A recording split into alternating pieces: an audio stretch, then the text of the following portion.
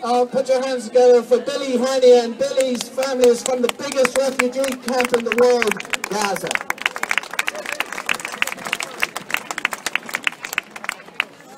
Kia ora. Good afternoon. Assalamu alaikum. Thank you everyone for being here in solidarity with the people of the world for the freedom, for peace and for justice.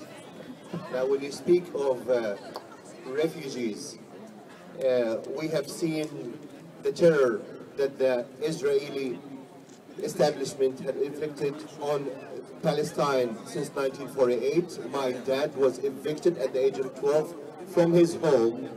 They had their own home in Be'er Saba, which is called Beersheba now, with his brothers and sisters to make room for Jewish settlers. This still goes on till today, with the approval, with the support of governments, industries and financial systems worldwide.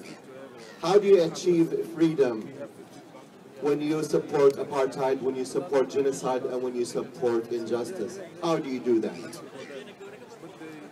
The problem is looking at the core of the refugee state in Palestine.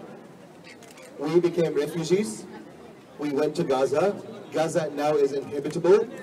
No drinking water, bombardments continuously. 400,000 refugees went to Syria and got caught in the conflict. They cannot go back to the West Bank, to their homes, because Israel says they want to maintain the Jewish character, which is primarily apartheid. And what do we do in New Zealand?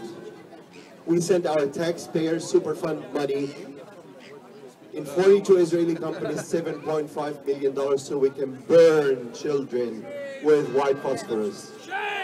What we need is leadership. We need true human leadership. What we're seeing in the UK with Jeremy Corbyn, he said, open your hearts to the refugees.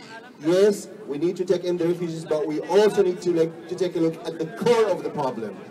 Because the United States and Israel and the world powers that profit from the war machine, from the wars, from the ongoing conflicts, by selling arms, they're the ones that are maintaining this genocide, maintaining the conflicts and causing the refugee problem. We need to stop to that. We need to put our voices together to put an end to the wars, put an end to the conflicts. What we saw in Iraq, what we saw in Afghanistan is the failure of the American imperialism and the terrorism that is condoned globally by the financial systems and by the military war machine.